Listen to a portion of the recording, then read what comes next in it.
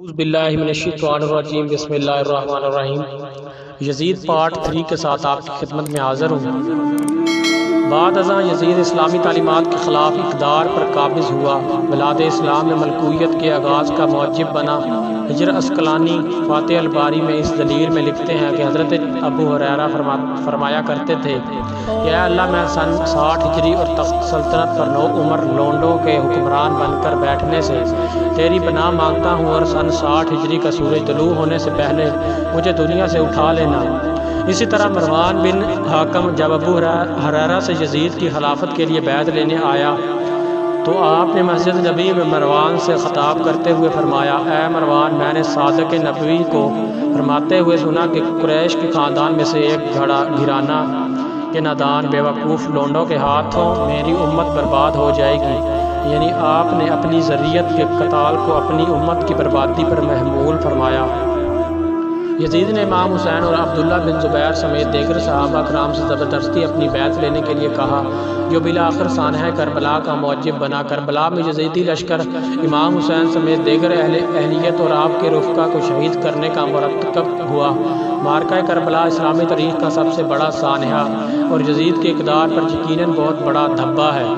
اسی طرح سانحہ کربلا کے بعد ذریت رسول کے ساتھ یزیدی فوج کا رویہ اور شام کے دربار میں اہلیت کے اظہار کے ساتھ ساتھ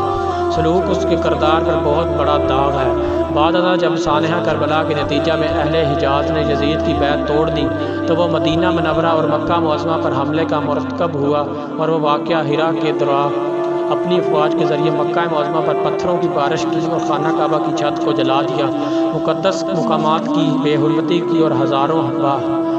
افراد کو شہید کیا، جن میں بہت سے صحابہ کرام بھی شامل تھے۔ اس کے علاوہ معاصری اور مورخین نے یزید کو علانیہ گناہ کبیرہ کے ارتکاب، زنا، شراب نوشی، ترک نماز وغیرہ اور عامہ الناس کو اس کی طرف مائل کرنے کی وجہ سے اسے فاسق و فاجر قرار دیا، جیسا کہ امام ابن کثیر البادیہ و نہائیہ میں نقل کرتے ہیں۔ اس کے علاوہ معاصری اور مورخین نے یزید کو اعلانیہ گناہ ذکر ان یزید مکانہ،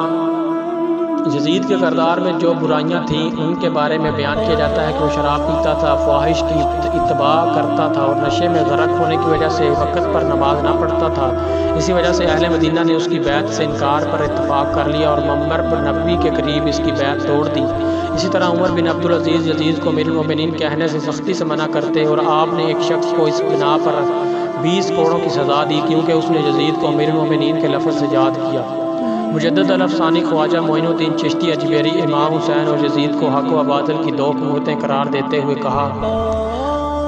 اجمیری یزیدوں کو 2 قوتیں قرار دیتے ہوئے کہا، شاہ است حسین و بادشاہ است حسین، دین است حسین و دین بنا است حسین، سرداد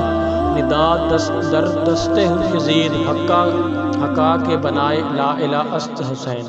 یزید کے 14 لڑکے اور 5 لڑکیاں تھیں۔ معاویہ ابن یزید جس کی کنیت ابو لیلہ ہے، یزید کے مرنے کے بعد اسے خلیفہ بنایا جانے لگا تو خلافت سے کنارہ کشی کی اور تسلیم کیا کہ یہ اس کا حق نہیں۔ اس بنیاد پر اس کے رشتہ دار اس کے سخت خلاف ہو گئے۔ خالد بن یزید جس کی کنیت ابو ہاشم ہے، کہا جاتا ہے کہ اس نے کیمیا کا علم حاصل کیا تھا۔ ابو سفیان ماں کا مکمل نام ام ہاشم بنت ابو ہاشم بن عتبہ بن ربیعہ بن عبد شمس جس سے مروان بن الحاکم نے شادی کی تھی وہی ہے جس کے بارے میں شاعر نے کہا،